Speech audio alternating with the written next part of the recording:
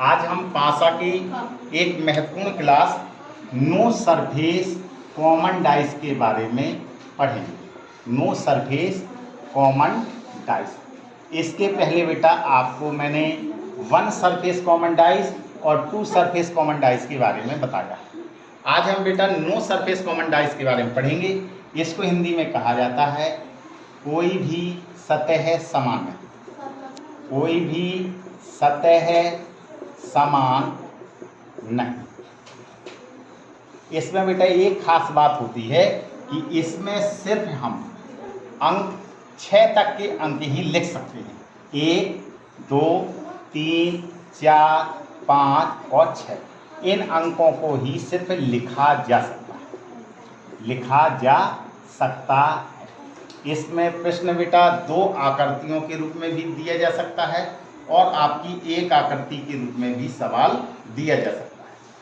जो no surface common dice है इसको बेटा 2 भागों में बांटा गया है। एक का नाम है स्टैंडर्ड डाइस, जिसको बेटा कहते हैं मानक पासा, और दूसरा बेटा होता है non standard dice. Non standard dice, जिसको बेटा कहते हैं साधारण पासा। साधारण पासा। स्टैंडर्ड डाइस के बारे में ये मेन खास बातें क्या हैं? पहली खास बात तो ये है कि एक आकृति में किन्हीं दो पड़ोसी सतहों का योग कभी भी सात नहीं होगा। दूसरी खास बात क्या है? दूसरी खास बात यह है कि विपरीत सतहों का योग हमेशा सात होगा। अब बेटा बात आती है कि पड़ोसी सतह किसे कहते हैं, तो उसको मैं आपको एक एग्जाम्पल के माध्यम से समझा रहा हूँ कि मान लीजिए कि सपोर्टेड आपका प्रश्न है, एक प्रश्न में ऐसा दिया गया है कि 2 आकृति आपकी बनी हुई हैं। आकृति आपको ऐसी बनी हुई हैं 2। इसमें अंक लिखे हुए हैं, 1 लिख दिया, 3 लिख दिया है, 5 लिख दिया है, 2 लिख दिया है और 4 लिख दिया है, और ये आपका बेटा 6 लिखा हुआ है। एक प्रश्न मैंने बेटा ऐसा लिया हुआ है कि जिसमें सिर्फ आपको एक आकृति दी जाए। अगर बेटा प्रश्न आपका 2 आकृति का आ जाए तो प्रश्न आपको कैसे हल करना है? यदि प्रश्न आपका एक आकृति का आ जाए तो अभी प्रश्न आपको कैसे हल करना है? इसमें मान लीजिए आपको ये अंक 1, 3 और 5 लिखे हुए हैं। अब आपको प्रत्येक सतह का विपरीत ज्ञात करना है। तो प्रत्येक सतह के विपरीत ज्ञात करने के लिए आपको पड़ोसी सतह मालूम होना बहुत जरूरी है। जैसे ये 1 लिखा हुआ है तो 1 की पड़ोसी सतह हुई जो 1 के साथ में जुड़े हुए, एक 3 है और 5 है, तो 1 की पड़ोसी सतह 3 हुई और 5 हुई। इसमें देखेंगे 2 की पड़ोसी सतह कौन है? 4 है और 6 है। और कभी भी बेटा पड़ोसी सतहों का योग 7 नहीं होना चाहिए। ना तो 7 से कम तो हो सकता है, ज़्यादा भी हो सकता है, लेकिन 7 के बराबर नहीं होगा। आप देखेंगे 3 और 5 को जोड़ेंगे तो 8 हो जाएगा, 5 में 1 जोड़ेंगे तो 6 हो जाएगा, 3 में 1 जोड़ेंगे तो 4 हो जाएगा। अब बात आती है बेटा अगर हमें प्रत्येक सतह का विपरीत ज्ञात करना है तो बस बेटा विपरीत ज्ञात करने के लिए कुछ नहीं करना है। 2 आकृतियों में से किसी एक आकृति को पकड़ेंगे और उस अंक को, जिस सतह का विपरीत ज्ञात करना है, उस अंक को 7 में से घटा देना। 7 में से 1 को घटाएंगे तो कितना आएगा? 6। इसका विपरीत ज्ञात करना है तो आपको 7 में से 3 को घटाना है तो कितना आएगा? 4। 7 में से 5 को घटा देंगे तो कितना आएगा? 2। इसका मतलब क्या होगा? 2 का विपरीत 5 है और 5 का विपरीत 2 है। 3 का विपरीत 4 है, 4 का विपरीत 3 है, 6 का विपरीत 1 है और 1 का विपरीत 6 है। इसी प्रकार से इसका भी ज्ञात कर सकते हैं यदि निकालना हो तो। 7 में से 4 को घटाया तो 3, 7 में से 6 गया तो 1 और ये आपका कितना होगा? 7 में से 2 गया तो आपका 5। इस प्रकार से हम स्टैंडर्ड डाइस में प्रत्येक सतह का विपरीत ज्ञात कर सकते हैं। अगर भाई अभी आपको एक आकृति दी गई है तब आपको विपरीत निकालना हो तो क्या करना है? वही नियम है, 7 में से घटाना। 7 में से 3 को घटाएंगे तो कितना होगा? 4।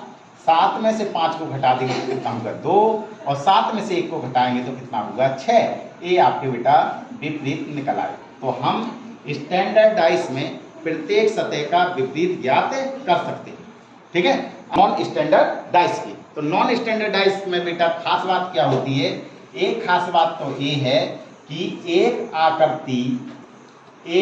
आकृति के किन्हीं दो सतहों, दो पड़ोसी सतहों का योग हमेशा साथ होगा, हमेशा साथ होगा। एक आकृति के किन्हीं भी दो पड़ोसी सतहों का योग हमेशा साथ होगा और इसमें एक सतह का कभी भी विपरीत एक अंक कभी भी होगा नहीं।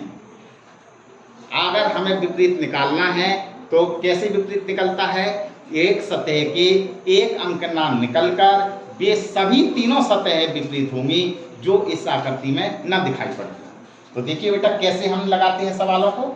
तो जैसे एग्जाम्पल आपको बेटा दिया गया है कि आपको मैं दोनों टाइप के बता रहा हूँ कि आपको प्रश्न ऐसा दिया गया है जिसमें लिखा हुआ है 2 और यहाँ 5 और यहाँ पे बेटा 4 लिखा है। ठीक है, एक और आकृति लेके बता रहा हूँ, जैसे मान लीजिए ये लिखा हुआ है और आपको यहाँ पे लिखा हुआ है 1, ये 6 है और ये आपको 3 है। और एक प्रश्न में आपको ऐसे लेके बता रहा हूँ कि जिसमें बेटा एक ही आकृति हो, तो आप बेटा कैसे उसका विपरीत ज्ञात करेंगे। तो मान लीजिए कि 2 लिखा हुआ है और 5 लिखा है और यहाँ पे बेटा 4 लिखा है। तो मैंने बेटा इसकी डेफिनेशन ये बताई हुई है कि साधारण पासे में एक खास बात है कि कोई भी दो पड़ोसी सतह लेंगे तो उनका योग 7 हो जाना चाहिए। तो जैसे बेटा इस आकृति को आप लेते हैं तो 5 को 2 में जोड़ेंगे तो 7 हो जाता है। तो इसका मतलब है कि जिस साधारण पासा है। अब साधारण पासे में मैंने बताया कि आपको कभी भी किसी भी सतह का विपरीत ज्ञात करना है तो कभी भी अकेला अंक विपरीत नहीं होगा।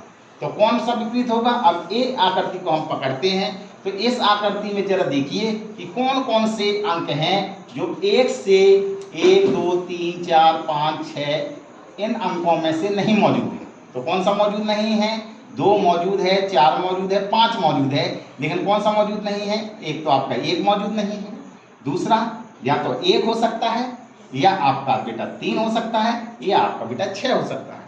इसी प्रकार से अगर 4 का विपरीत निकालना है तो या तो आपका बेटा 1 होगा या आपका 3 होगा या आपका बेटा 6 होगा। इसी प्रकार से अगर 5 का बेटा निकालना है तो आपका 1 होगा या 3 होगा या 6 होगा। इसमें बेटा कभी भी एक अंक विपरीत नहीं होता है। अब अगर इस आकृति का भी निकालना चाहते हैं तो वही होगा जो इस आकृति में दिखाई न दे रहा हो। तो कौन नहीं दिखाई दे रहा है, एक के साथ में आपका 2 नहीं दिख रहा है, 4 नहीं दिख रहा है और आपका 5 नहीं दिख रहा है। इसी प्रकार से इसका भी 2 नहीं दिख रहा है, 4 नहीं दिख रहा है, 5 नहीं दिख रहा है। इसका भी आप देखेंगे तो 2 नहीं दिख रहा है, 4 नहीं दिख रहा है और 5 नहीं दिख रहा है। अगर बेटा एक ही आकृति में प्रश्न दिया जाए तो आप विपरीत कैसे निकालेंगे, तो आपको क्या करना है, जो आकृति दिखे ना वही आपकी विपरीत है। तो 5 के विपरीत में कौन सी जाएगी, 1 नहीं दिख रहा है, 3 नहीं दिख रहा है और 6 नहीं दिख रहा है।